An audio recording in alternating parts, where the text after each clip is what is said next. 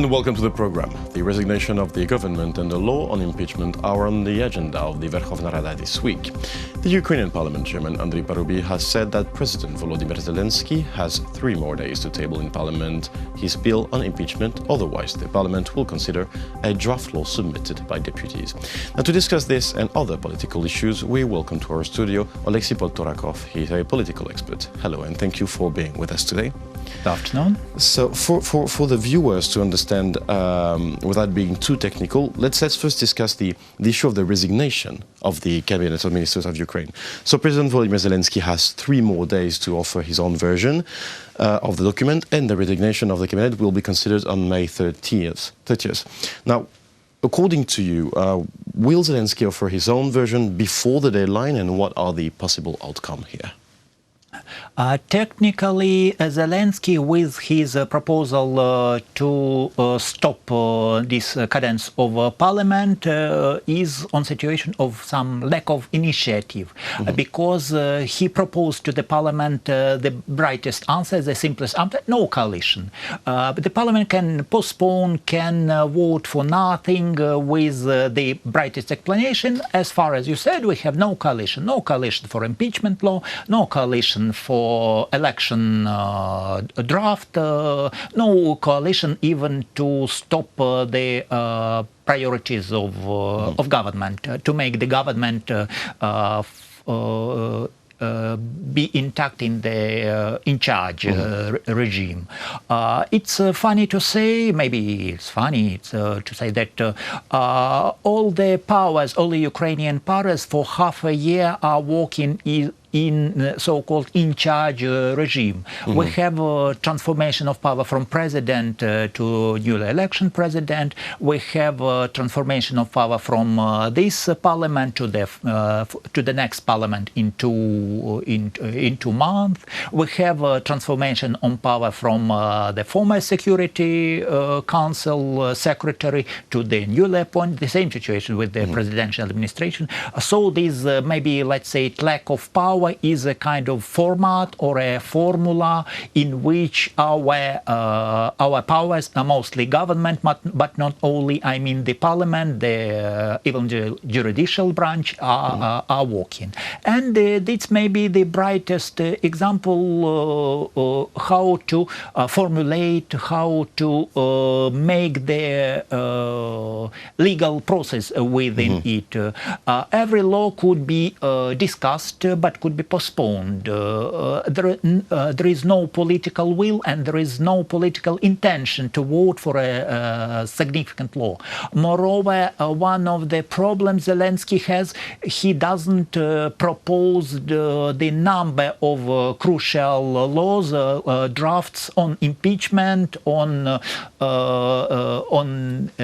the relations within the branches, I mean the presidential branch, the parliament branch and the government, and so on. So he's in short on time regime, and he doesn't have his serious team, maybe but some professional corporative lawyers, but not the constitutional one. Now, would you say, because during this period, during this 6 months period, however long it is, no big reform can be implemented, basically. Is it going to be a problem on the long term? I would say I would a bit change the point of view. There is one crucial reform to be implemented from the July 1st. I mean the energy reform, the opening of electricity energy market.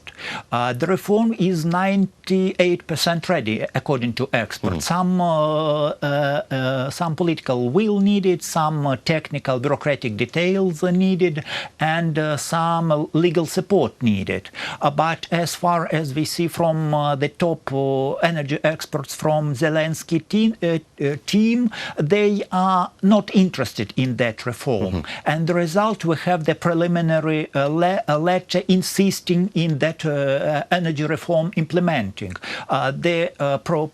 additional proposal within this letter, I mean EU expert, EU statesman letter, that okay, we are ready to discuss the implementing of a reform step by step, but we need a draft and a concrete plan, the number of steps and the crucial agenda. We are not interested to discuss the abstract figures. So that's maybe the key point. So the whole details here, but now let's focus on the snap parliamentary elections in Ukraine, which are scheduled to be held on July 21st, if I'm not wrong.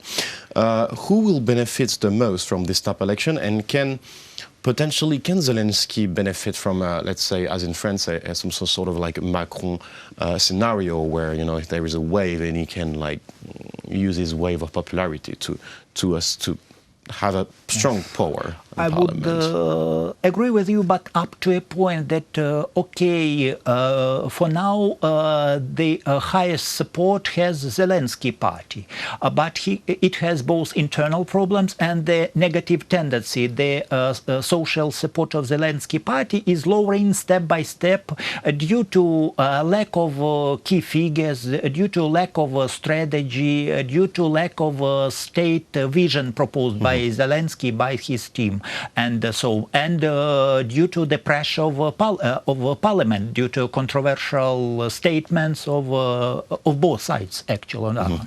The next winner, not an absolute winner, but the winner with a serious percentage of voters to be former President Poroshenko. He has his election-oriented machine working on full heat, with all the social infrastructure network, with exit poll shows quite a serious support, and so on.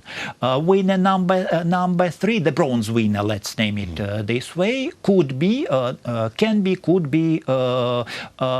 maybe Yulia Tymoshenko's party. She has her traditional parliamentary quota, and for her it would be easy to become a member of the coalition with some ministerial quota or with some departments quota, and so on.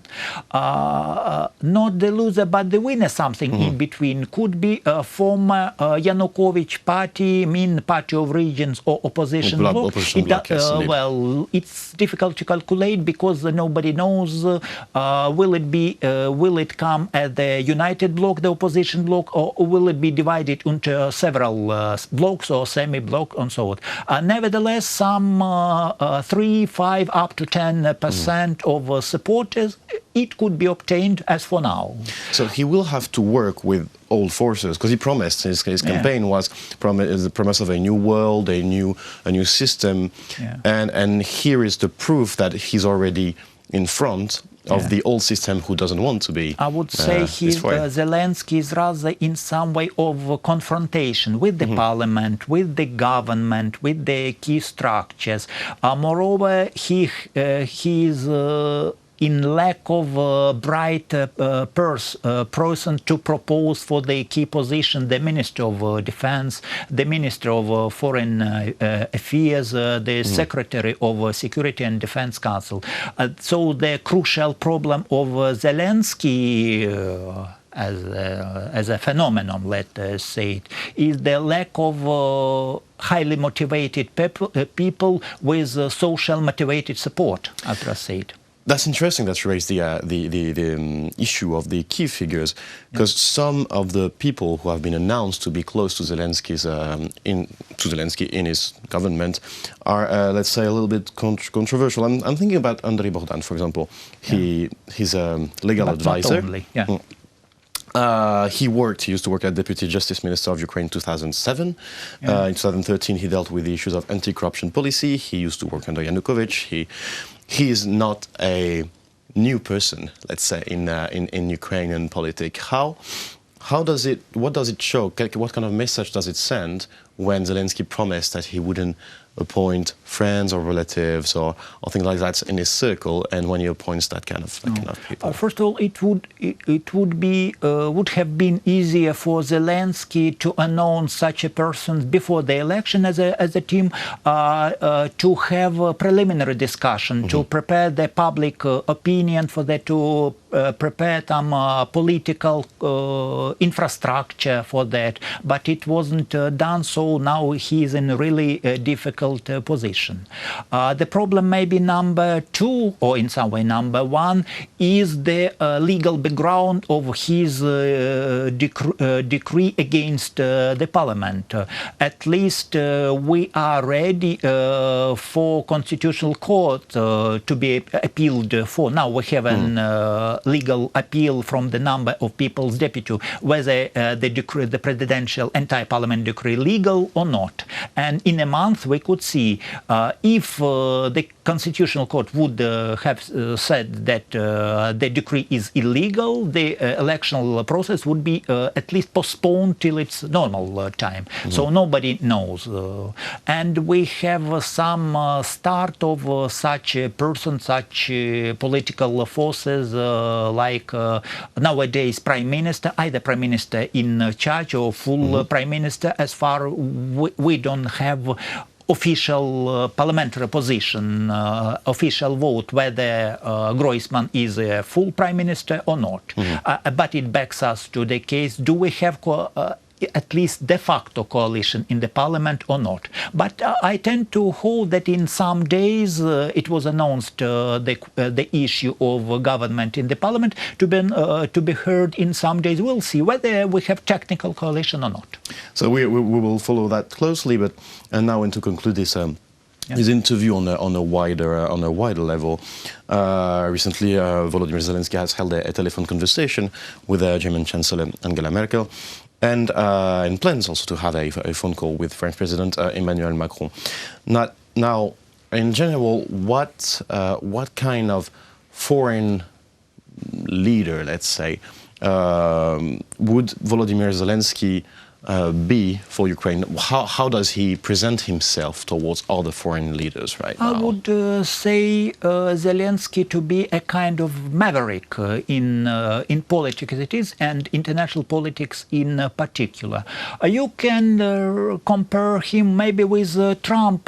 They have nearly this, quite a parallel economic business background, quite a maverick background in politics, and so on. As far as Zelensky close to Macron, yes, I would say yes, because they appeal mostly for the same populist rhetoric, for everything which is good and against everything which is wrong. But the key problem is the absence of strategy. We have maybe the brightest example, the statement on Donbass referendum. It's not a strategy, it's just an idea launched, just simplifying the difficult issues.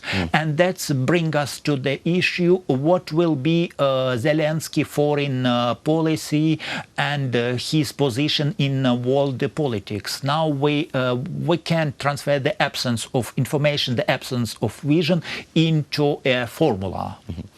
Well, so I guess, and to conclude this interview, it's kind of a wait and see. Well, thank you very much. It was a pleasure to have you in the studio today to talk about Volodymyr Zelensky.